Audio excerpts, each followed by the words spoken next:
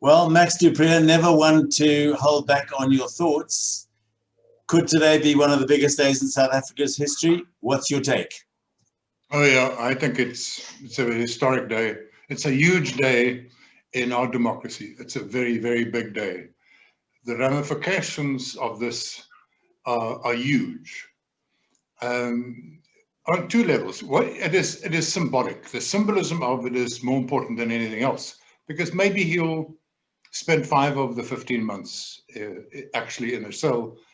If at all, maybe he'll go and sit in the jail hospital. That's quite possible. But he will be jailed. So it could only be 5 months, because you get a third off.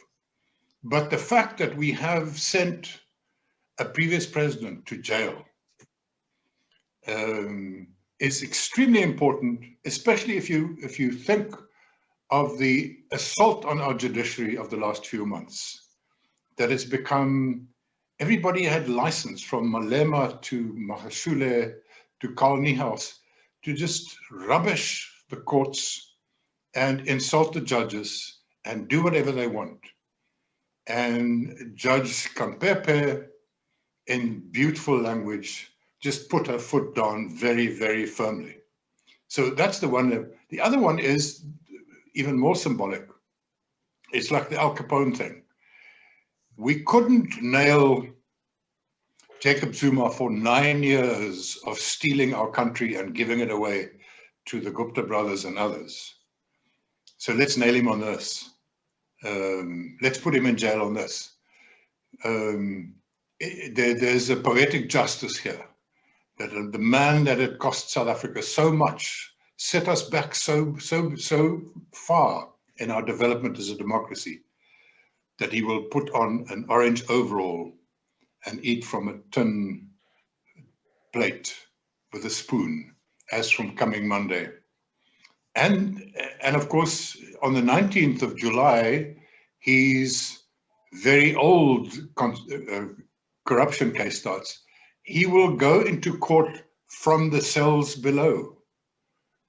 He will be escorted by correctional services officers like a criminal from below the court, and he'll go and sit there. And that court case will last many, many months. And every night he will have to go in a van back to jail. So it will be rubbed in. It will be made very, very clear that this is the new order.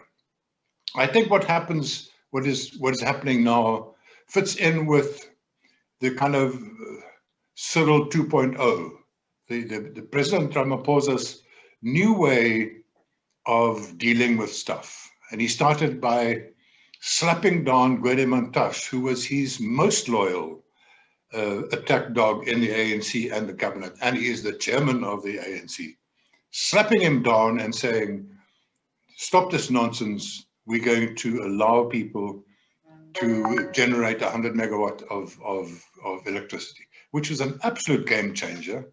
It means we don't need dirty ships in our harbors.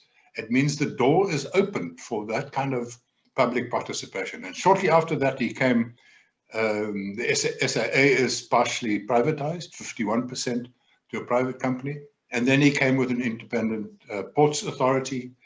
And his language has changed. He's talking about structural reforms.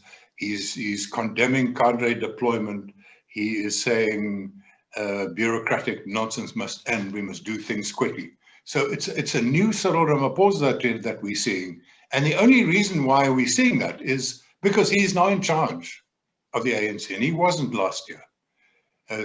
Ace Magashule is kicked out and on his way to jail.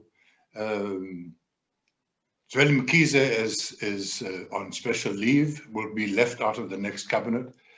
There are something like 228 cases of corruption against politicians and civil servants and business people before our courts right now. So there's a new sense of political accountability. There's a new sense that Cyril is in charge of the ANC. And I don't think we should get our hopes up too much. I mean, the ANC is fundamentally rotten to the core. but we have virtually no viable opposition. So we will be governed by the ANC. And let's hope this new Cyril 2.0 will breathe some life into it with more public-private partnerships, more realistic economic policies, and kick some butts in terms of the civil service. So I think we have changed course in South Africa.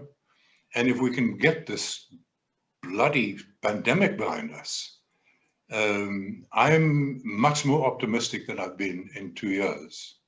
But then several of our provinces and many of our local governments are mini failed states. What do we do about that? How do we fix that? How does Cyril fix that? He keeps on saying it's because we deploy people, the ANC deploys people who can't do their jobs. Yeah, well, will you stop, please? Will we get, here's the litmus test. The Special Investigating Unit is releasing its report into Zweli Mkhize and Digital Vibes tomorrow. And that will have to lead to Ramaphosa firing Mkhize. That means we really need a new cabinet, because remember, Jackson Mthembu died a few months ago. So who will he appoint? This is the litmus test. Will he stick to ANC politics? Will he play safe ANC politics?